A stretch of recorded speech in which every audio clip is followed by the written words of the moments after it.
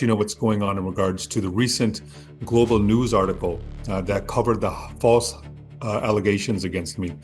And so 3 years ago in 2023, the complainant, so the person who put the complaint against me, went directly to the city and said, listen, these allegations are completely false. I'm formally withdrawing them. Who pressurized this female to put an allegation at first point on you?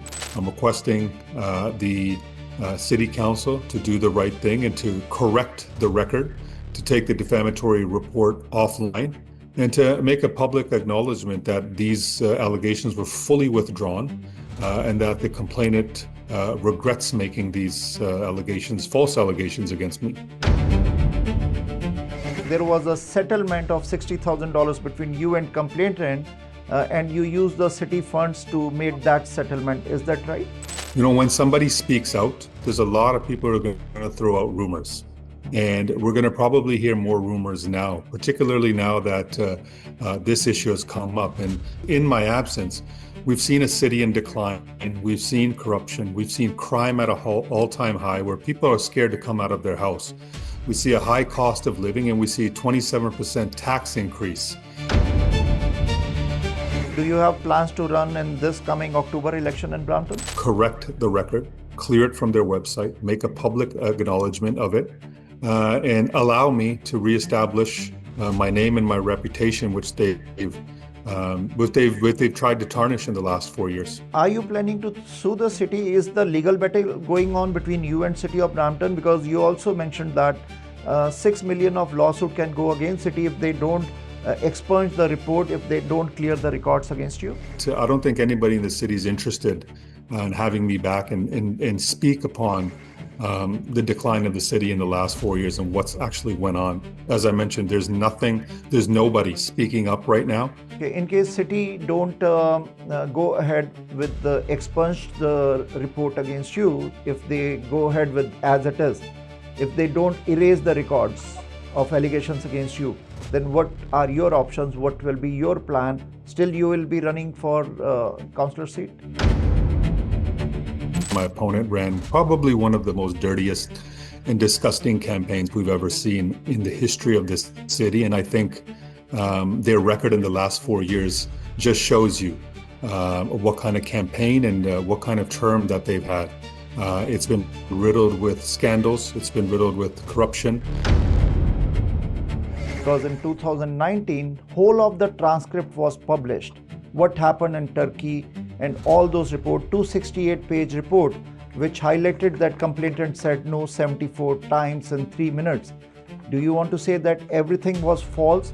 Everything was under pressure? Somebody asked her to do that? Because if city says there was a deal between both of you guys, and if these allegations were wrong, but your reputation was at stake, do you want to take that complainant to the legal battle also? We have Brampton's former regional councillor Gurpreet Singh Dhillon with us in our show. In 2022, he lost the elections after the allegations on him, after the city's trade mission to Turkey, and there was a big Turkey scandal in 2019. Then he was removed with suspension from his job for 90 days suspension, and there were allegations on him. In 2023, the complainant, she withdrew the allegations, and now what happened after that? Gurpreet ji, welcome to the show. Thank you for having me. What happened? There were allegations on you, and in 2022, you lost the elections and you were away from the public domain. So what happened after that? And now this is the election year in City of Brampton. So what are your plans? What are your demands from the City or Integrity Commissioner? And what are the updates on that Turkey scandal? Well, just to correct you as well, VG, my pay was suspended. I was never suspended from my position as councillor. And so I'll give you a quick background on what's going on. Yes. And so in 2022, we very narrowly lost our election by 227 votes. And currently, I'll give you, I'll let you know what's going on in regards to the recent global news article that covered the false allegations against me. And so 3 years ago in 2023, the complainant, so the person who put the complaint against me, went directly to the city and said, listen, these allegations are completely false. I'm formally withdrawing them.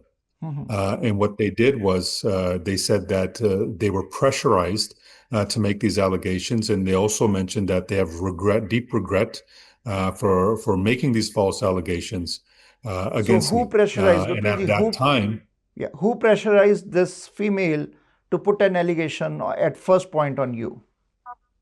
well, this is something that they can definitely, if we ever find out, they can definitely let everybody know. But in due time, hopefully down the road, we'll be able to find that out.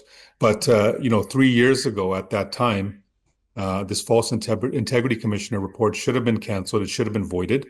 The city was provided undeniable proof that these allegations in this report were completely false. But instead, for 3 years, city officials sat on it. They didn't clear my name. All of the council members knew. They were given updates. City officials knew what was going on as well, but many were there to obstruct and to block the clearance of my name, just to ruin and destroy my reputation. So, anyways, after 3 years, when I realized that they were not going to clear me, rightfully clear me, I wrote an email to all council members alone. And within this email, I provided all proof. I provided all correspondence that I had with their lawyers. And what happened was that this email was then leaked to the global news. And this is a situation where we are right now. I'm requesting the city council to do the right thing and to correct the record, to take the defamatory report offline, and to make a public acknowledgement that these allegations were fully withdrawn and that the complainant regrets making these false allegations against me. From the city side, they also said that there was a settlement of $60,000 between you and complainant, and you used the city funds to make that settlement. Is that right? That was the city solicitor at that time said there was nothing of the sort that happened.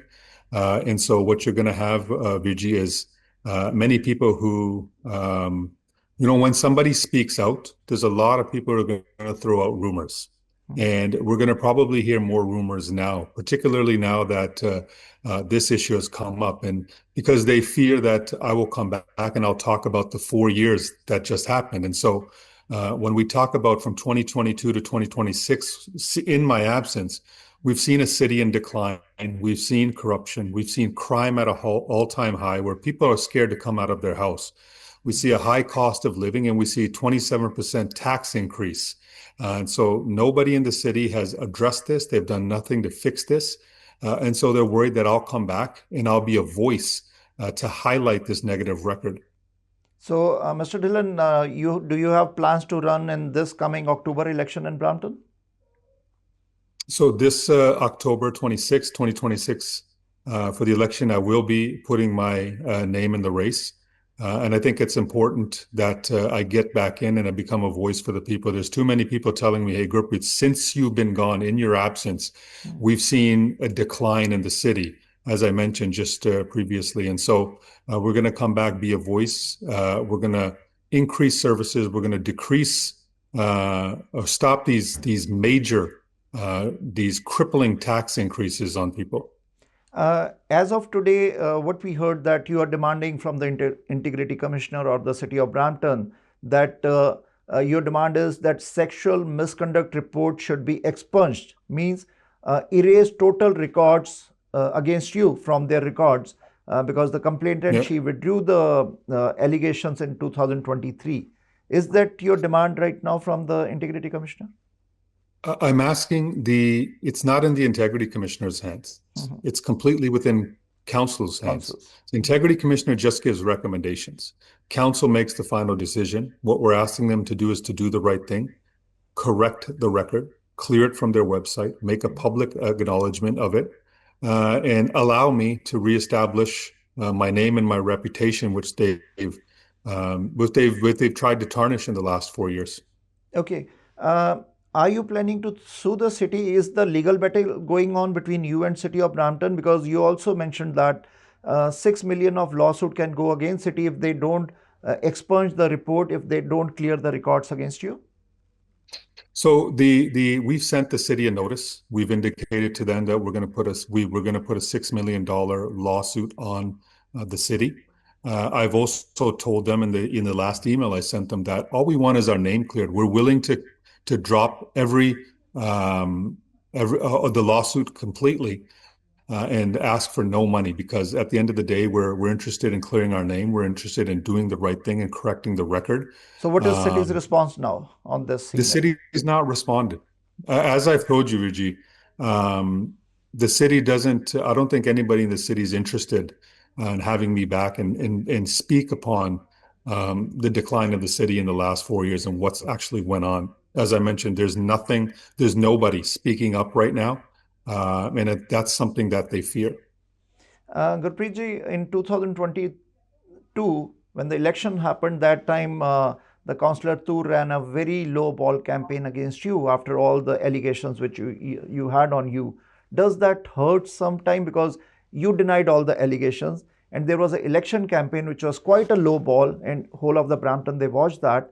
And any plans to go after them or to go after the complainant? Because the complainant, if they withdraw the complaint from you after saying I was pressurized, and the city said there was a deal between you and complainant, why can't there be a legal action against complainant? Because the reputation was on stake and you went through all those years after having those allegations. Well, we're going to examine all options. All Mhm. options are on the table. I think when you speak about the last election, my opponent ran probably one of the most dirtiest and disgusting campaigns we've ever seen in the history of this city. And I think their record in the last 4 years just shows you what kind of campaign and what kind of term that they've had. It's been riddled with scandals. It's been riddled with corruption. And the question I ask people all the time is, are you better off now than you were 4 years ago? And almost 100% of the time I'm hearing, no, we are much worse off. We're scared to come out of our house. Our car's been stolen. Some of the biggest employers in Brampton have left. If you go down Airport Road between Sandalwood and Beauvais, it's like you're driving on a road in India with so many potholes. And so we've seen the physical decline in our infrastructure. We've seen the decline in the financial situation for our residents. And so when we talk, going back to what you asked, and when we speak about that campaign, I think we've seen the stark contrast, the difference. It's like night and day between when I was there and during this term of council as well. You said you may explore all the options, but the complainant, because in 2019 whole of the transcript was published, what happened in Turkey, and all those report, 268-page report, which highlighted that complainant said no 74 times in 3 minutes. Do you want to say that everything was false, everything was under pressure, somebody asked her to do that? Because if city says there was a deal between both of you guys, and if these allegations were wrong but your reputation was at stake, do you want to take that complainant to the legal battle also? Like I mentioned before, the that first rumor was completely shot down by our city solicitor at the time. And secondly, like I mentioned, we're going to examine all of our options. There's a lot of things going on right now. There's an election. There's this news. There's a lot of other things as well. And what I can say is that, the last 4 years I've had time to spend with my family, time to spend with my kids who are avid basketball fans, and so they've suffered a lot. My wife, my elderly parents who live with me suffered a lot as well. And what we're looking for is to correct the record, for council to do the right thing, for us to move forward from it. And I'm willing to work with anybody on council, any member of council, to make our city better again.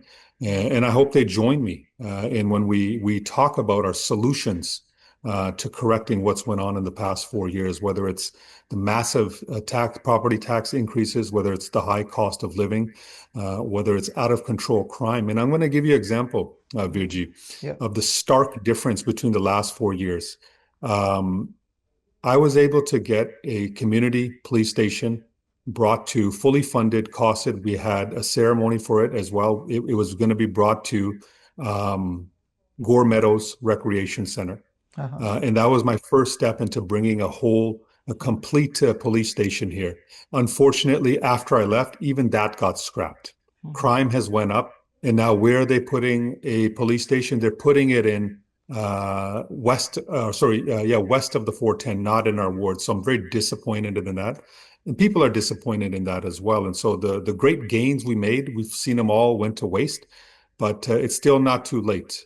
Come October, when we come back into this position, we're going to be able to bring some of these services and in this, I guess you can say, safety back into our wards. Okay. Allegations on you, and you term that as politically motivated. And then you also filed a judicial review to quash the report.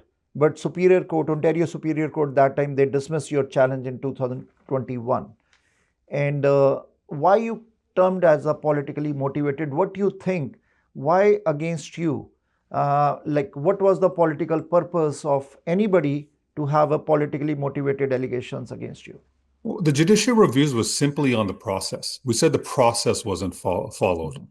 It had nothing to do with the content of the report. We said that this process that the Integrity Commissioner followed was incorrect. She allowed the person who put the complaint to come in touch with many different members of the city. She started the process even before there was a complaint made, and so that was very peculiar to us at the time. And so we put the judicial review. It was found that she was allowed to follow the process, which we still to this day disagree with, and perhaps maybe that's even related to some of the pressurization. So I'm not sure. Okay. But what I can say is that had nothing to do with any of the content or the allegations made against you. Simply, we said, hey, the process wasn't followed. We gave them a few points, and so we respected that decision. But again, nothing to do with any of the allegations against me. So the false allegations, I might add. Okay. In case city don't go ahead with the expunge the report against you, if they go ahead with as it is, if they don't erase the records of allegations against you, then what are your options? What will be your plan? Still, you will be running for councillor seat? Yes, 100% we're going to be running. Vijay, whether they, clear my name and quash this report or expunge this report or not, I think the public has clearly seen what the truth is. And I think they've clearly seen the difference between when Gurpreet Singh Dhillon is in the seat as regional councillor and when I'm not. Services have declined. This job is picking up calls. It's attending people's houses. It's finding solutions to challenges and to problems that are in the ward. I think a lot of the times the misconception is that politicians, we get into power and we live a very luxurious lifestyle. Not the case at all. I had for 8 years people sitting in my living room at 8 a.m. And demanding answers, and rightfully so. I'm going to be a counselor to solve their problems, to attend people's houses when they have a problem at their particular house or their street. And so that's what the name of the game is, to keep their taxes low. And I'm not here to enrich myself. I'm not here to buy properties. I'm not here to make money. I'm here to make sure that people are making money, that business is thriving, that there's jobs here. Take a look at Countryside Road towards Highway 50, all the business we were able to bring, Highway 410 in Mayfield, all of that business we were able to bring as well. And so we want our people to flourish. I'm not doing this for my own pocketbook. And people ask me that same question. Why are you doing this? Why are you putting yourself and your family through this? It's not for me. I made a commitment in 2014 when I was sworn in. I gave an oath that I would do my best for my city. I'm very proud of this city. I'm very proud of my wards. I'm very proud of my record. And we stand by that. But we're not going to give up. And there's too many people that have urged me to come back because they're not satisfied with what they see. Gurpreetji, we will discuss all those concerns and issues in coming time, because we know there are a lot of issues involving one field to the other. There are a lot of issues, and we'll definitely in future we'll discuss on those also, because now the main thing is that you are putting your name for the elections, and there were allegations on you, and you're sending a notice to the city, and there was a global news report came out recently. And out of all this, what message you want to give to the Bramptonians, to the Ward 9 and 10 residents who elected you previously, and then you went through a bad phase with the allegations, and now you want to fight it and you want to come back, and your message to the Bramptonians? Well, my message is that we're going to be running. I look forward to the support of Wards 9 and 10 residents. Take a look at my record and take a look at what I've done. Take a look at how I've stood by you 24 hours a day for 8 years straight. And so day one, we're going to ask for an investigation into all property deals, all contracts in the last 4 years. And one of the major things I'm going to do is what they do for MPPs and MPs is make it mandatory that all councillors disclose all of their assets, all of their properties, and all of their finances. That if anybody is interested, I can release whatever tax information I have, and I encourage everybody else to do the same as well. So you are basically challenging every elected transparency and official. accountability, Okay. and that's what I'm going to be fighting for. Okay. And we wish you all the best for your future, and keep fighting for your rights, and our best wishes are with you, Gurpreet ji. Thank you. Thank you.